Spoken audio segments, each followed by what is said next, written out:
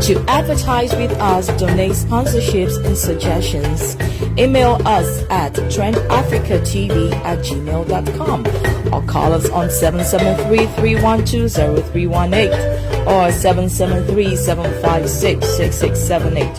Remember to also follow and like us as Trend Africa TV on Facebook so you can always catch us live. On Instagram as Trend Africa TV 123 or subscribe to our YouTube channel as Trend Africa TV and click on the notification button to watch previous shows. You can also visit our website for your African news, entertainment, fashion, and sports updates on www.trendafricaonline.net. Trend Africa TV, redefining Africa.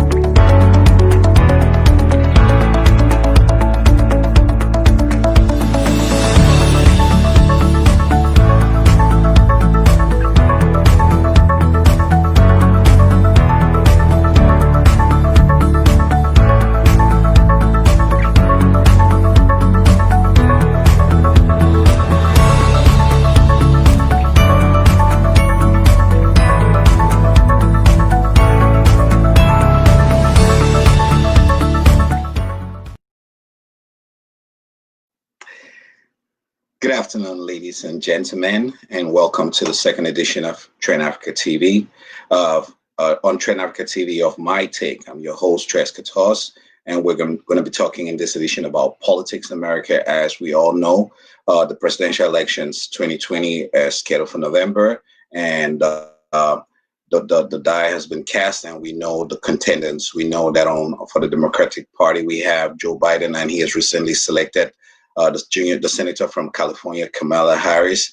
And on the Republican side, we do have the actual sitting president, President Donald Trump, and his vice president, Mike Pence. So we already know the contenders. And also we know that there is Kanye West, who's also on the play. And I don't know how serious that is, but actually it's funny enough, the president has been encouraging Kanye West to make his bid. So we're yet to see who Kanye West is going to pick for his running mate. So again, thank you for joining us. And for those of you who are already on here today, go ahead and like our African TV station, Trend Africa TV on Facebook and Instagram. It's Trend Africa TV on Facebook. And we're going to post the other pages, Instagram and YouTube. So like us and follow us. And again, the show My Take will be airing live on Facebook every Monday, Wednesday, and Friday at 2 p.m. Central or 2 p.m. Central, 3 p.m. Eastern. So that's 2 p.m. on the Central Time, the Chicago and most of the Midwest states, Texas, and 3 p.m. on the Eastern Coast, New York, Maryland, D.C., and I think it's about 1 p.m. or midday in California and about 8 p.m. Greenwich Mean Time, which would be in European time zone. So thank you again for joining us. And we have seen recently the attacks have been launched on the presumptive nominee, Democratic nominee Kamala Harris. And we're going to talk again a little bit about her because last time we gave an overview of who she is. But this time we're going to talk because there's going to be a lot of attacks about this woman and a lot of confusion. And as we know on social media right now, they are taking down any posts that are not accurate. So Kamala Harris, as her name is pronounced, Kamala Harris, spelled Kamala, and Harris. So this is a black woman. Her father is Jamaican and black. There have been forced pictures of an Indian man and an Indian woman. Those pictures have long been debunked, and social media has taken up those pictures because we know that her mother is an Indian woman from the country of India, and a lot of people also did not know that when we talk of India, it's actually the country and not Aboriginal Americans who double as Native Americans. So Kamala Harris has a heritage of Indian.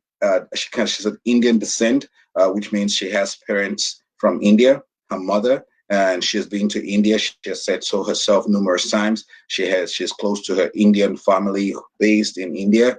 Her mother was born in Chennai. It's just a city in India, in the country of India, and her father was born in Jamaica. They met in California, and they had two beautiful children. Harris is the first, and her younger sister, Maya, is actually the second.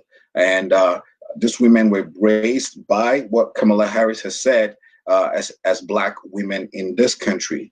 And so there's been a lot said about her claiming to be African American. She's never claimed to be an African American. She's claimed to be a Black woman. Now, there's a difference, and we need to try to understand what the differences are.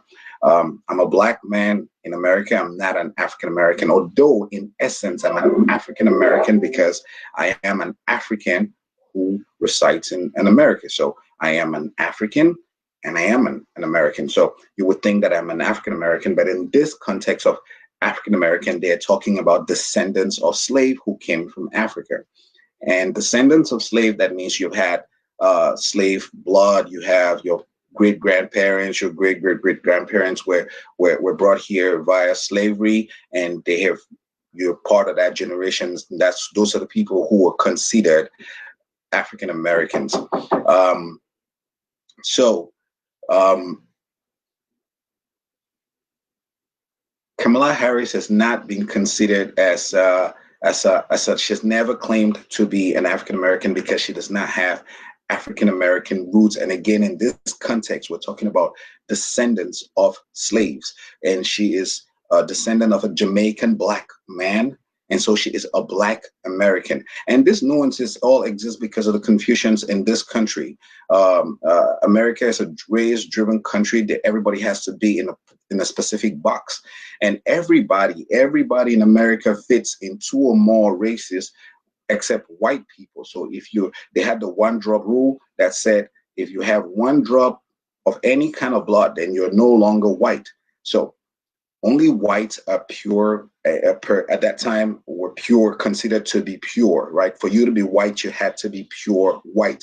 So if you had one drop of any blood, Asian, Black, Latino, any other blood, you as a white person that had that blood, you're no longer considered as part of the purity of the white race. And that's where we got the one drop rule, and that's where we have the race discrepancy that we have in 2020, and we cannot determine if Kamala Harris is Black, if she's Indian.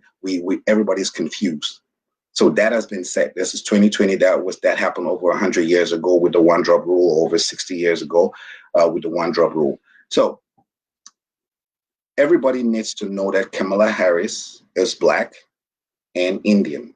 She has Indian blood in her from her mom, and she has Black blood in her from her father, right? And both of them are not mutually exclusive. You can be Black and Indian, you can be Indian and Black. And both communities should be excited and happy that we do have a candidate that represents both communities. So it's okay for Kamala Harris to say, I see myself as a Black woman, I see myself as an Indian woman, because she has both. And there's no way that you could tell. It's just like Obama saw himself as a Black man.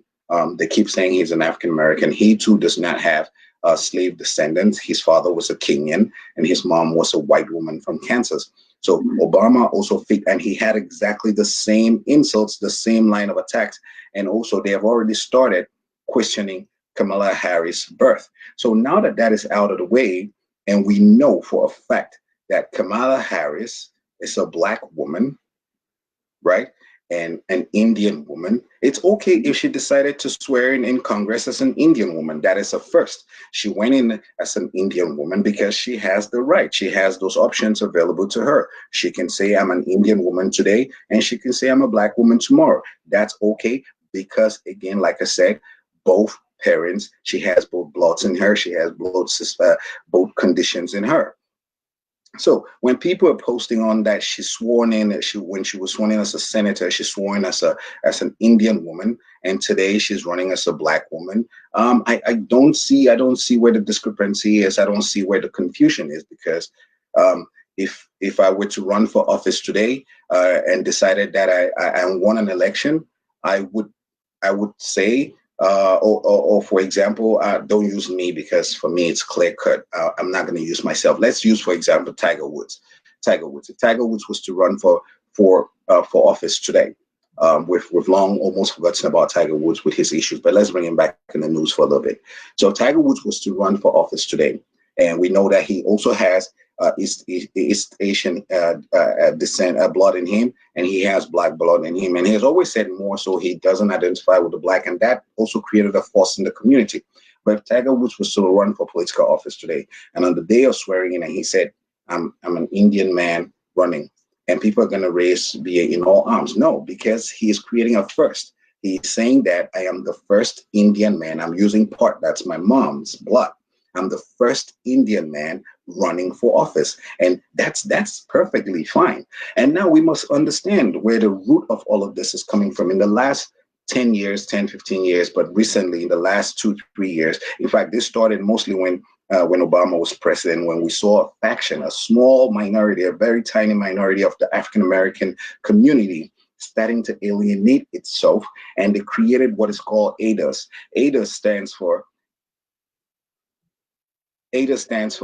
American Descendants of Slaves, so ADOS, and you can go up and look up them and see what they represent. There's a group of people, a group of Black Americans, or they don't want to be considered again as African Americans because for them, they see that they were sold into slavery by Africans. So we Africans, me and the people, my grandfather and my great grandfather, we sold them to slavery, and so they don't want to identify anymore as Africans. So they've said they are Americans, descendants of slaves.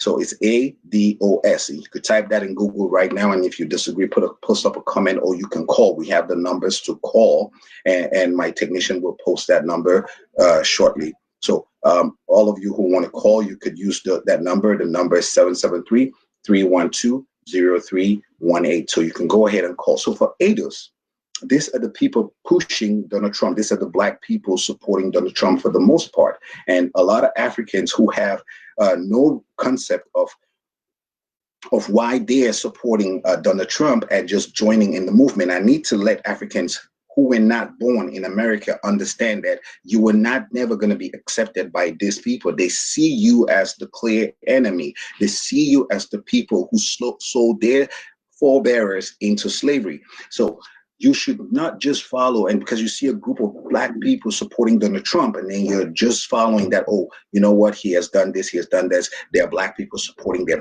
These are ADOS people. These are people that look at every immigrant as a threat. These are people who blame immigrants for their problems. These are people who say we are milking a system that their forebearers fought, right? So they are blaming us for coming here and going to college, getting degrees on the back of financial aid, getting things that were assigned to them, and they say they are not using this. And there are videos on YouTube from their presidents and leaders, and you can go up and check on these people and what their mission is.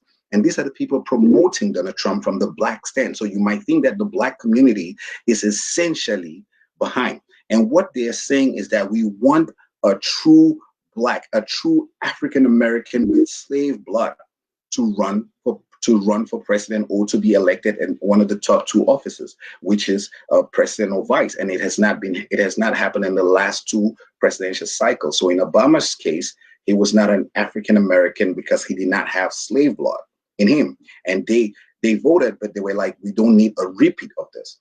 And now Kamala Harris is being selected, and again, it's a repeat of the same issue. A woman born of a Jamaican, so an immigrant, comes into our country, has a child, and this child runs on our backs and wants to be the vice president of America, whereas we have descendants of slaves that are in those positions that need to run for office. So we must learn to distinguish this, and this is why the whole race stuff has happened. Okay, we have a caller calling. I'll take the call.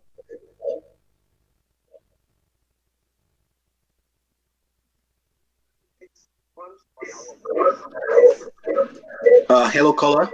Can you tell us your name and where you're calling from?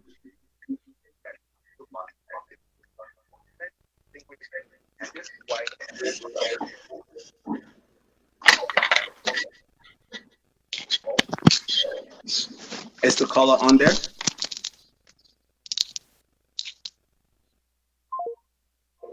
Oh, okay. I think the call disconnected. You could call us back, and or you could just put in your comment. We'll go ahead and read your comment. And also, I had some few questions. I would love that you guys come back with those questions so we can address those questions and talk about this. So I had to square and address the whole idea so we understand the blacks who are supporting Donald Trump. We understand their philosophy. We understand their mission. We understand these are the people fighting for reparations for only descendants of slaves. They're not fighting. They don't want reparations because right now it's hard to distinguish who will get the reparations if reparations were ever given to begin with. So it's a lot difficult to say what black person gets reparation or what black person in America doesn't get reparation. I don't think in my lifetime reparations will be given. But the ADO's existence is solely based out of reparation. They want money. They want to be compensated for what their parents, and I think black people should be compensated. I think black people who are who suffered from slavery, I think they should be compensated for slavery. But I don't think that we need to divide along lines of you sold me off and I'm gonna hate you for the rest of my life. You're not part of me. I don't see myself in you. So those are the small minority, and we should not get distracted by that.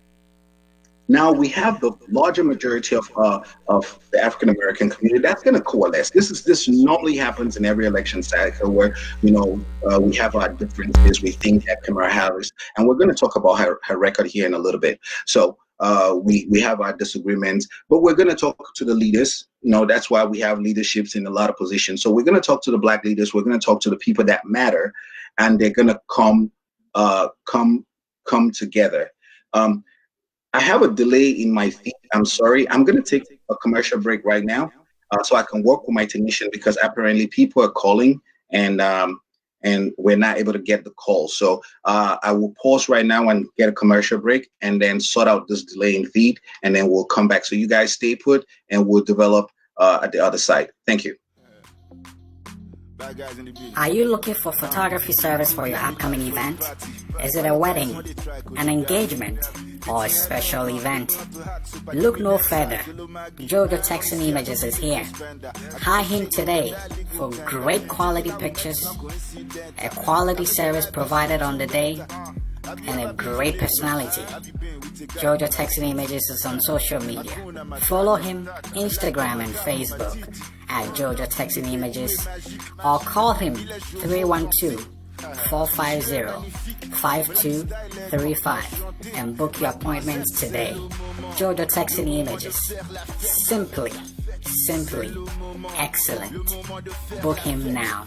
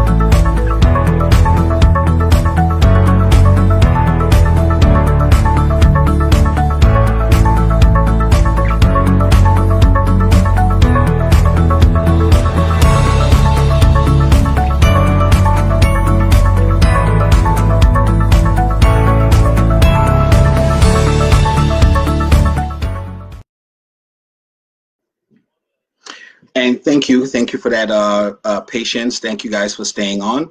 Like I said, we were trying to work on some technical difficulties because we had a caller on the line and we weren't able to put him back on. But we have that caller now. Caller, could you tell us your name and where you're calling from? Oh, good afternoon, please. Good afternoon. Yeah, my name is Eugene Ate. I'm calling from Maryland. Oh, thank you. That's Dr. Eugene Ate calling from Maryland. Thank you, Doctor, for calling. Yes, you in the last edition you had posted a question, and unfortunately, I only saw the question after the show. And you had also reached out to me with a few questions. Can you go ahead and bring forth your questions so we can address them?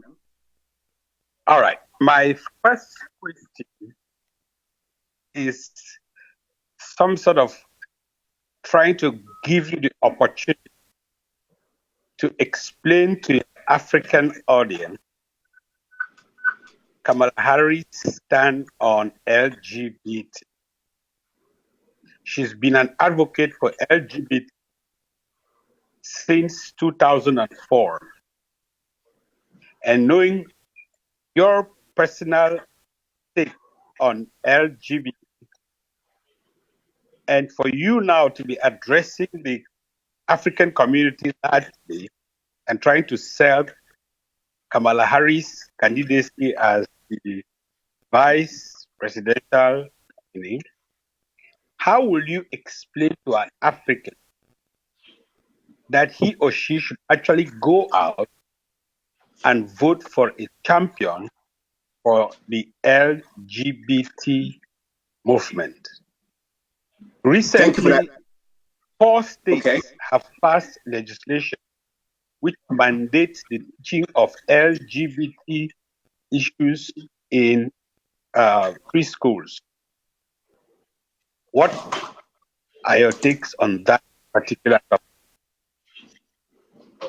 Okay, brilliant questions. And since I don't want to be the center of this conversation, again, the conversation is about the presumptive nominee for the Democratic Party and politics as much. I will give you just a brief summary for me, and then I will answer your question.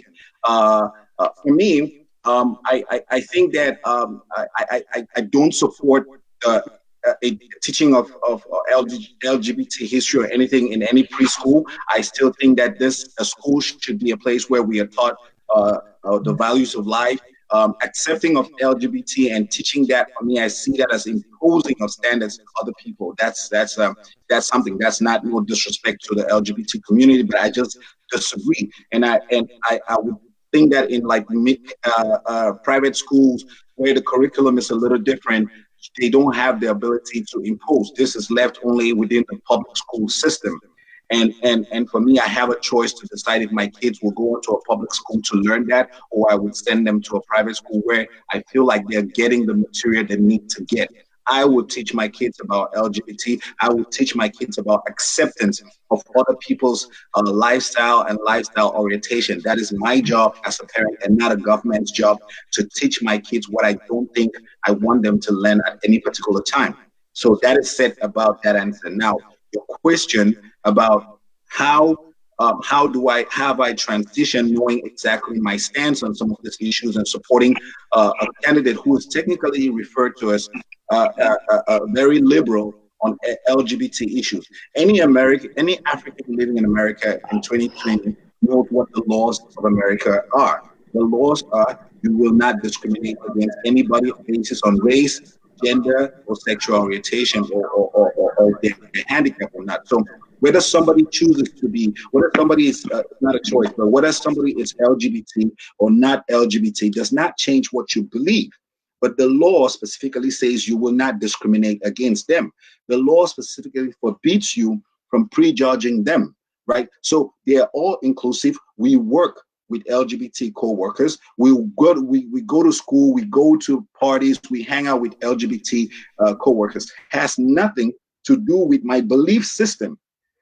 There's a lot of things that I don't believe in. I believe in abortion, but also There are people that I walk around me or that live with me that don't believe in abortion. So we have learned to live with each other, and Africans must learn to understand that the world is moving to a direction of more accepting. You accepting of somebody does not necessarily mean that you approve. We must differentiate. I have no business. I have no authority on how you decide to live your life. That's my choice and my decisions. But I must respect you as a human being, and I must give you that space to excel as a human being without prejudging you, without predefining you. I don't know if that answers your questions. And Africans going into the 2020 elections must see this as a defining moment for this country, right? We must see this as a defining moment for this country, and we must put our personal decisions, right? You cannot define somebody's life, so you must learn to distinguish between both. Like I said, I don't know if that answered your question. If not, I could clarify. So go ahead. No, that's clear. If and only Africans will not be scared that the Biden-Harris ticket will invade Africa with LGBT ideologies. You know, I'm very liberal. I am for LGBT. But there is this fear in Africa that the major export crop from this team will be LGBT. And then my last question is, did Kamala Harris rise in her profession by locking up too many black guys? Okay, would address the first. We don't know. I know of the president,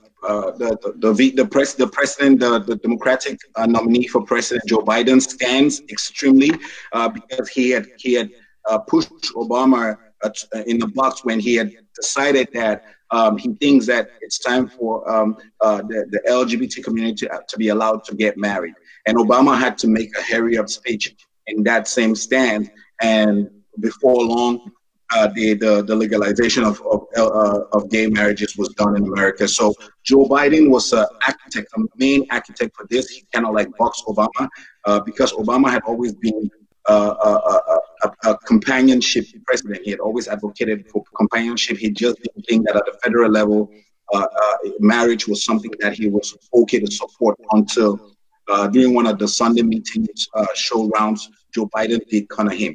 Yes, Africans have a reason to worry because when Obama had the opportunity to go to Africa, that was what he promoted in Africa. So Africans in Africa have a valid reason to worry about what will be exported to Africa.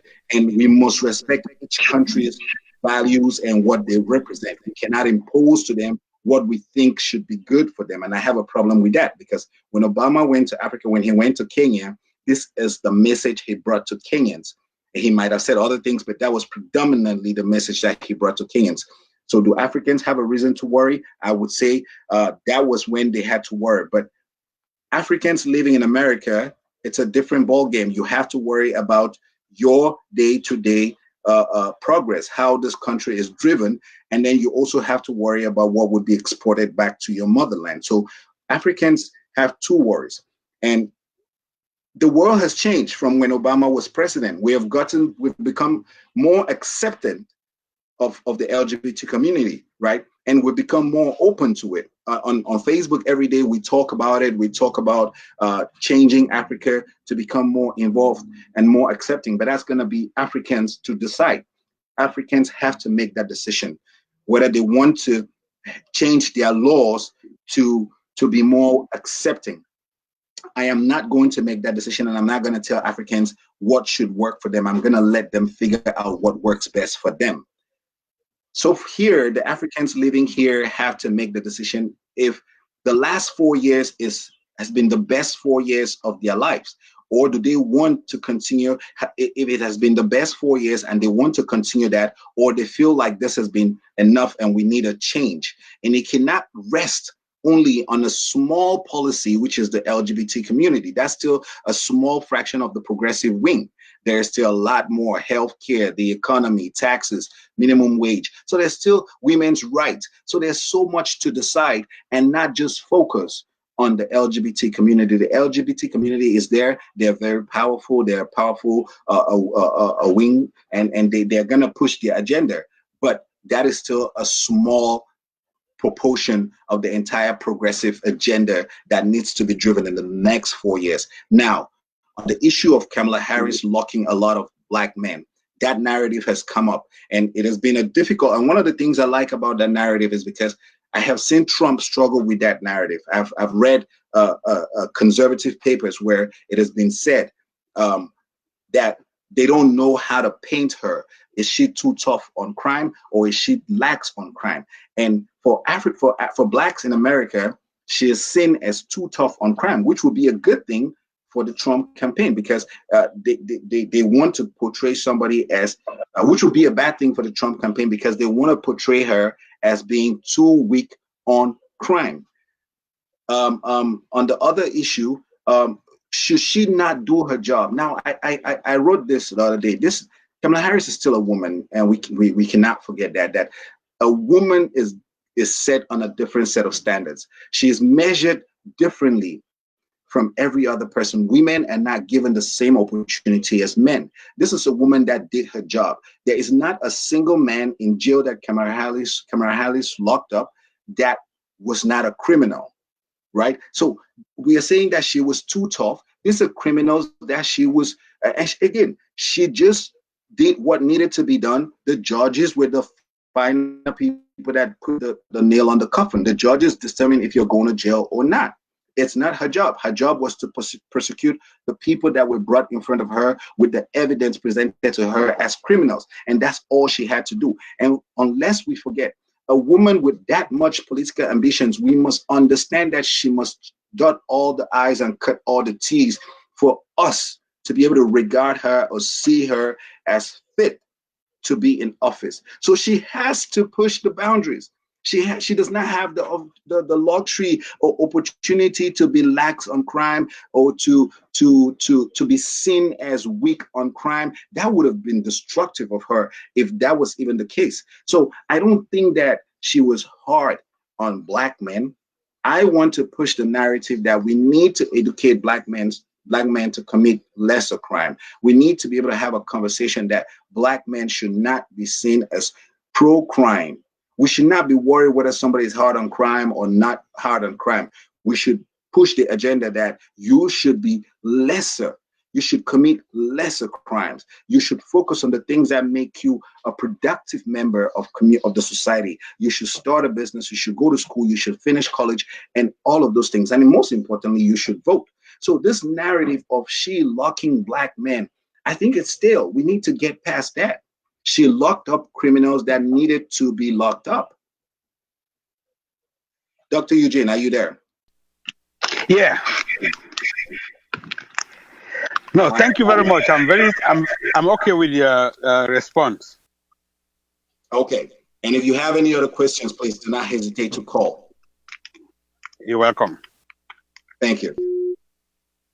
Again, the number is 773-312-0318. And if you do disagree with me, please call. The technician is going to connect you, or you post your comment. So this is just to debunk a lot of times, like I said, to debunk some of the myth that has been driven.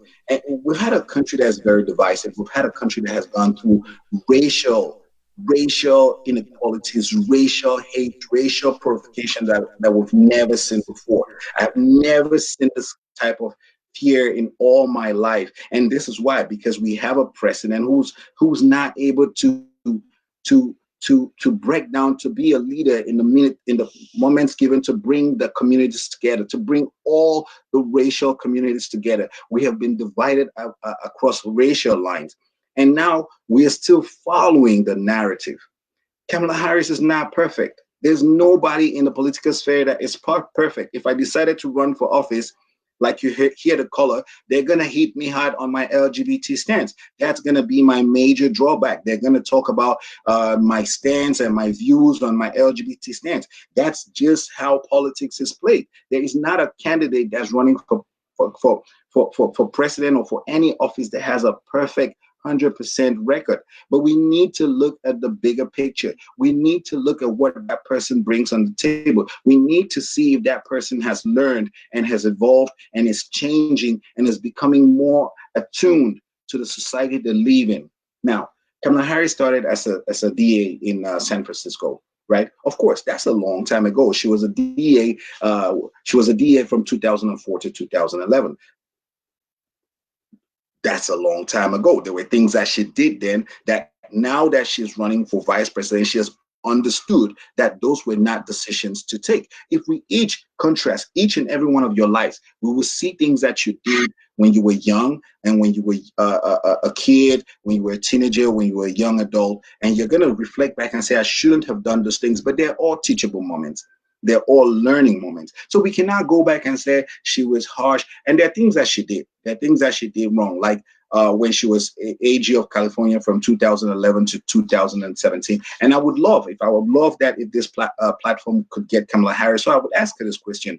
What documents were you looking at when Kevin Cooper, that's one of the things that have been tagged, she's been tagged with Kevin Cooper. This was the guy charged with killing a man and his wife, their daughter, their 10-year-old daughter, and the neighbor's kid. So this man was charged, but evidence after evidence has shown that DNA testing needs to be done to acquit or reconsider a trial that this man may not have killed these people. And it's said that Kamala Harris had actually refused to authorize DNA testing for Kevin Cooper. So those are some of the things that she made that were mistakes that would haunt her now. But I would like to have her answer this question so I understand what prompted that decision at the time, what she was looking at, what information was presented to her, and what she has learned since then. Because I need a leader that is able to learn. I need a leader that's able to empathize. One of my problems with Donald Trump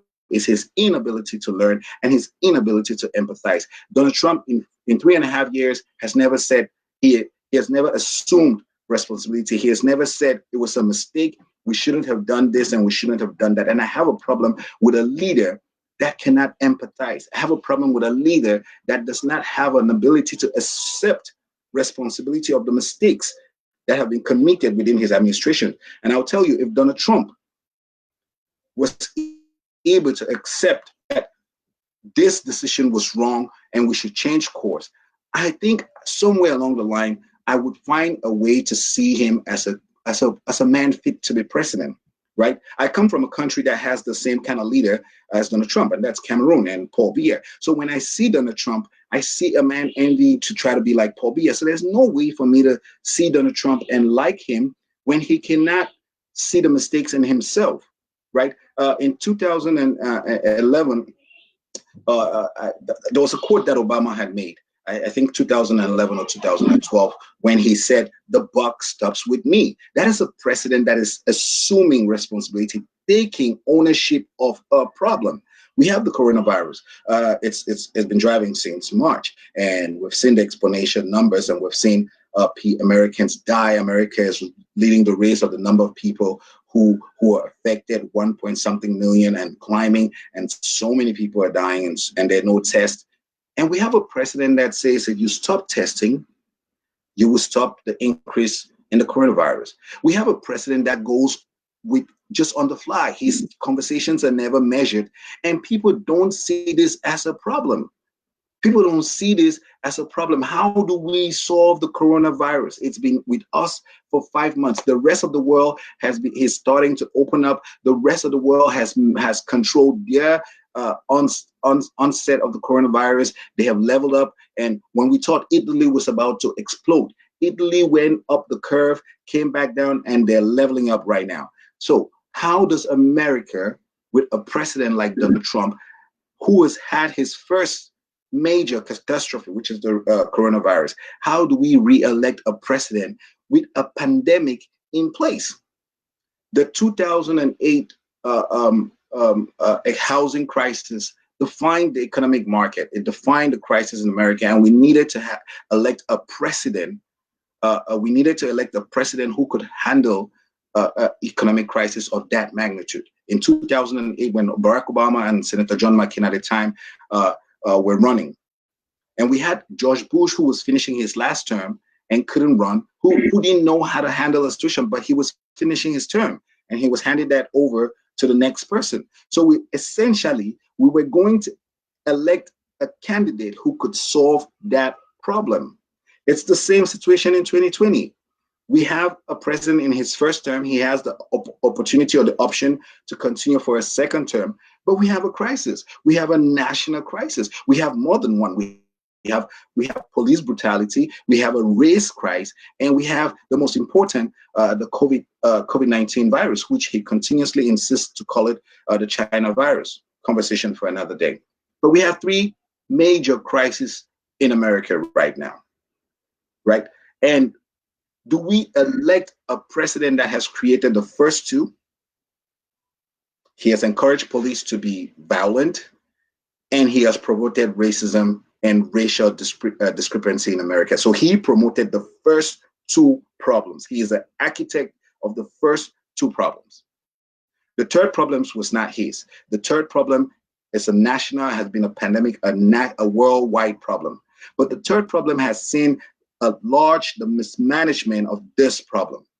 So my question is, are we going to say Joe Biden and Kamala Harris are unfit to handle this national crisis because she locked up Black men who were criminals? I mean, if you know of any innocent person that she locked up, please call us. Post the number again, because I would like to talk to people who believe that Kamala Harris had locked up innocent men.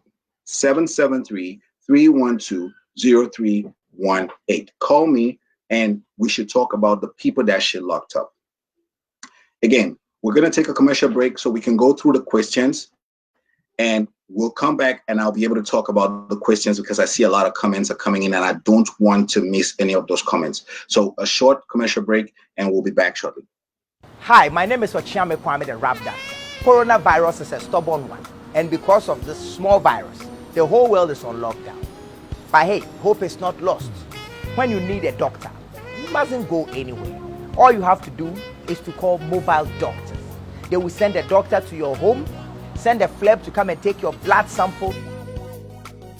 I will authorize the pharmacist to bring the medication to your home. Don't go anywhere. Mobile doctors will bring everything to you wherever you are. If you are looking for a discount, just call and give them this code OKMD, and they'll give you an amazing discount. Mobile doctors is my choice, and I recommend it for you. For more information, log on to www.mobiledoctors.net.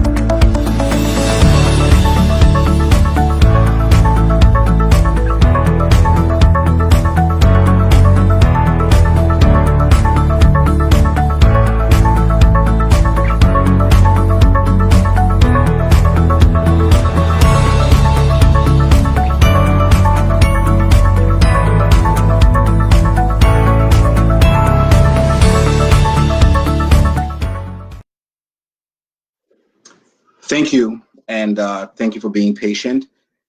So earlier on, I had said during the exchange with Dr. Ate, the caller from Maryland, that I believe in abortion. What I was trying to say exactly was I believe in females, a woman's right to control her reproductive system, her reproductive choices, a woman's right to her body, a woman's decision to make the choices that affect her body.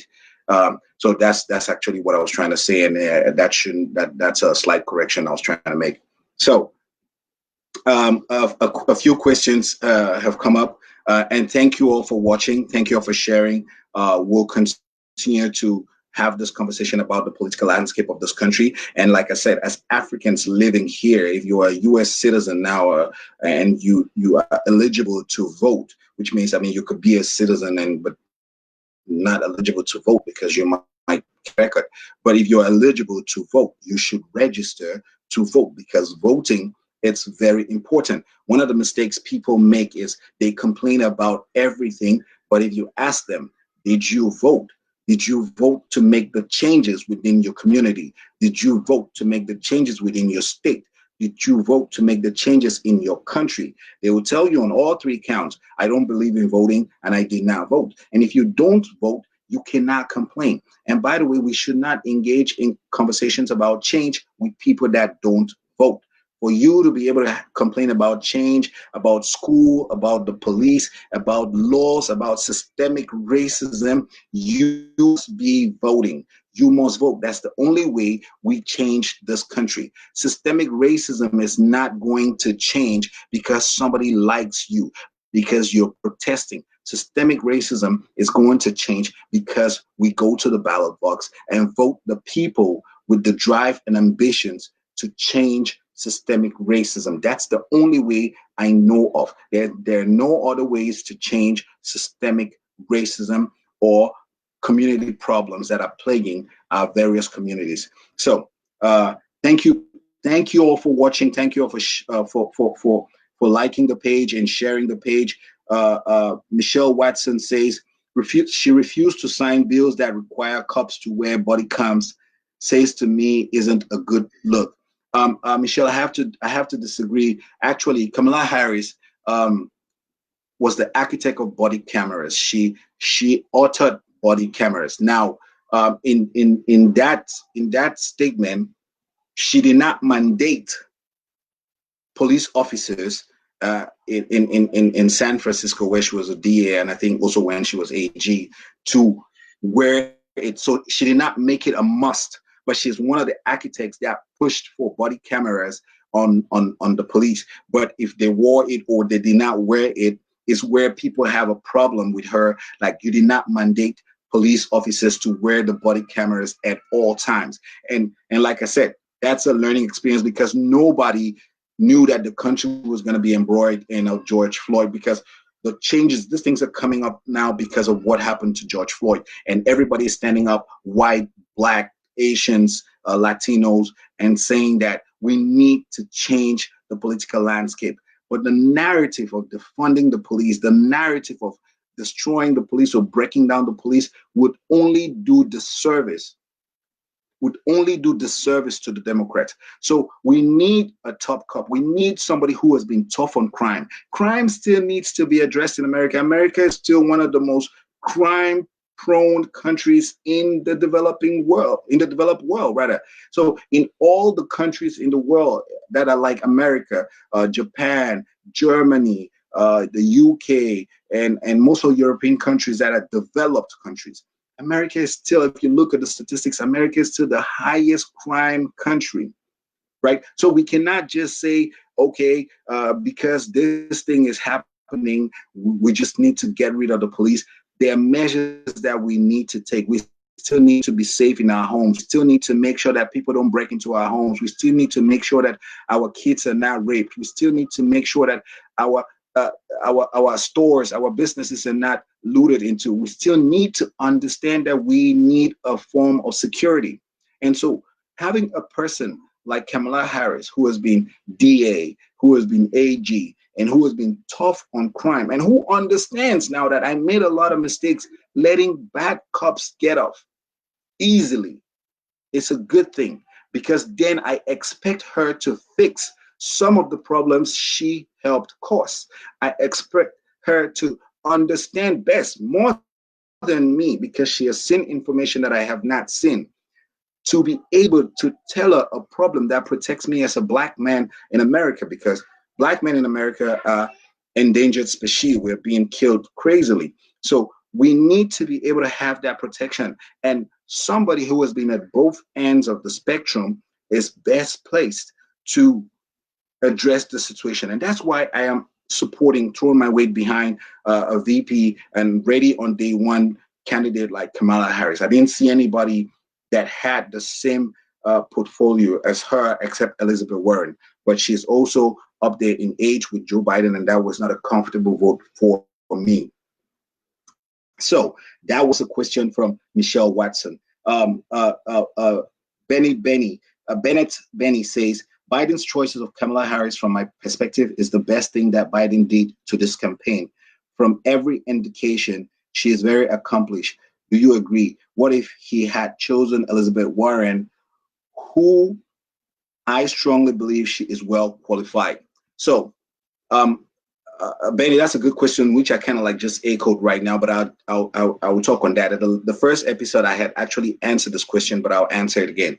So, I had said there were only 4 to 5, 6 women qualified for the position of VP in this country, and that had a lot of backlash. A lot of women said sexist and this and that and that and this and this. But the truth is, there were 4 to 5, 6 women qualified. When I say qualified, that means they're ready on day one, because we cannot forget that picking the vice president means you're picking somebody who has the potential to be president should something happen to the president. So they need to have been tried and tested in the national political space for us to know that these people. So there were 4, 5, 6 candidates, right? And that's me being nice and generous. Now, usually vice presidents have always been governors or senators, and there are no black governors, there are no black female governors in all of America, and we need to have a petition to push more women into politics, to push more minority women into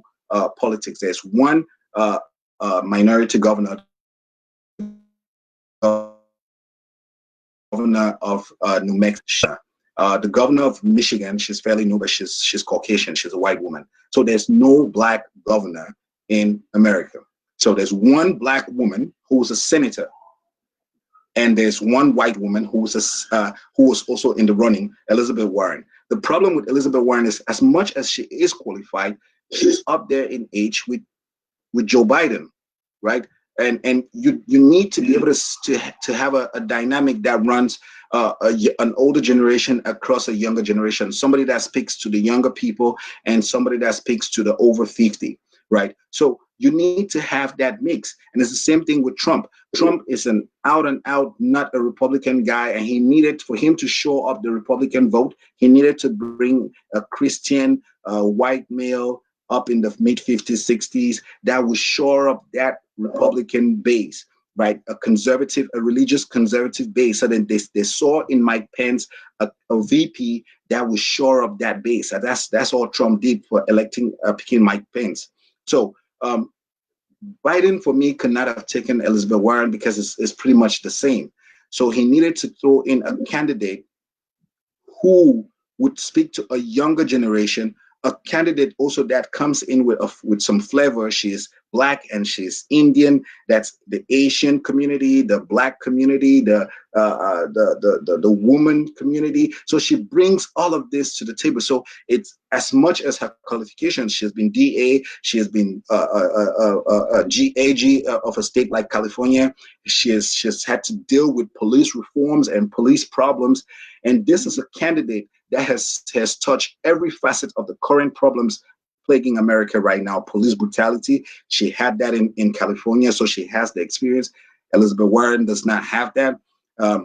She's been a senator. She's serving currently in the Intelligence Committee and a Judiciary Committee. So this is a woman with a vast experience of the current problems. She is as current as it gets. So right now it's 2:53. That is as current as Kamala Harris is with the problems plaguing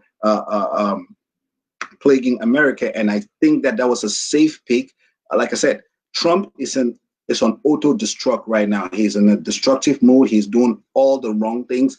And you don't want to pick a candidate that will reboot the Trump presidency, would give life and impetus to the Trump's presidency. Keep it as it is, play it safe, do no damage. And the pick of Kamala Harris was a do no damage pick that keeps the boat floating at the same pace, at the same speed, and does not create any highs or any sharp lows and any kind of thing that would create that urge of or an influx of new voters to the Trump base. The Trump base is set. Right now, we're fighting for that middle ground people to come over to the Democratic vote. And all we need to do is show Kamala Harris to them as a candidate that is changing, that has progressed to a formidable woman that is going to make the changes that we want to see in America. So, Benny, I don't know, I answered too long. I don't know if that's the answer to your question, but if not, you could follow up. So, in a nutshell, we're going to round up. It's 5 minutes to round up. Could you post the number again for those who want to call?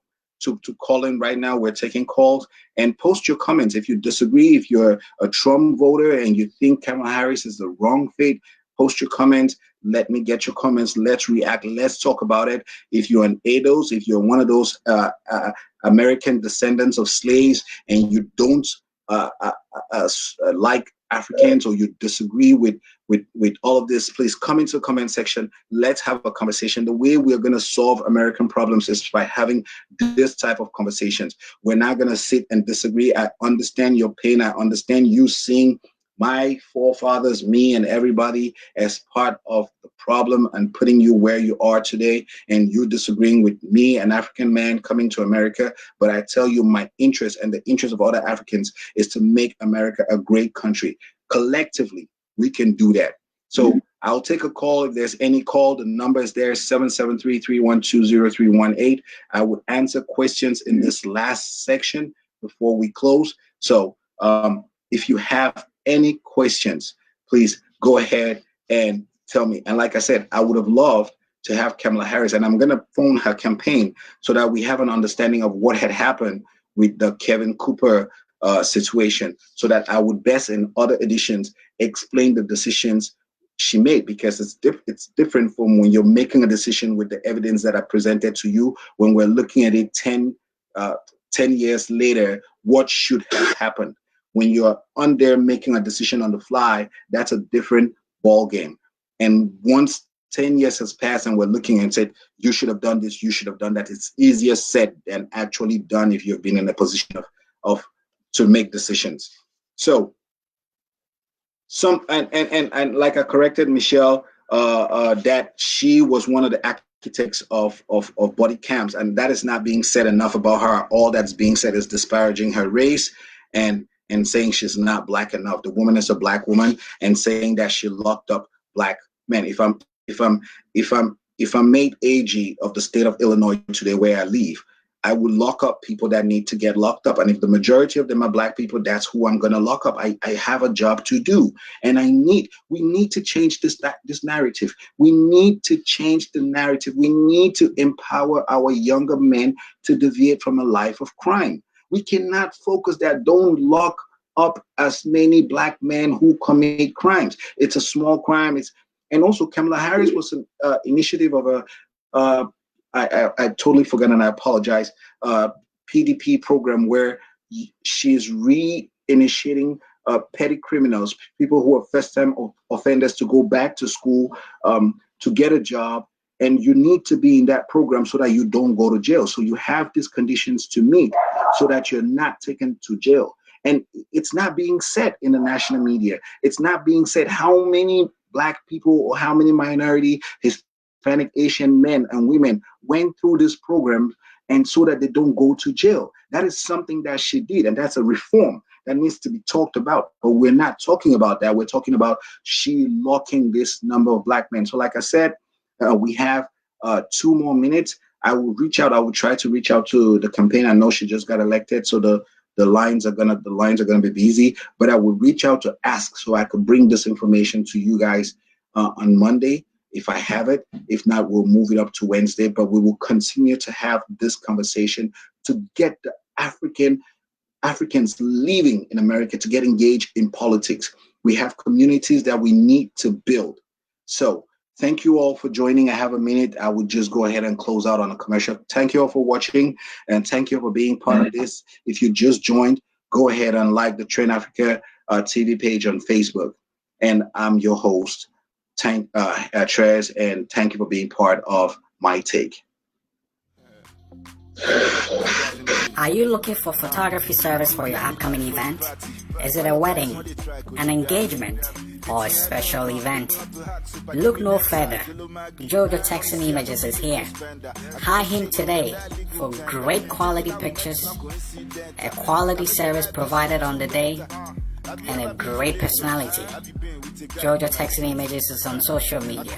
Follow him Instagram and Facebook at Jojo Texan Images, or call him 312-450-5235 and book your appointments today. Jojo Texan Images. Simply excellent. Book him now.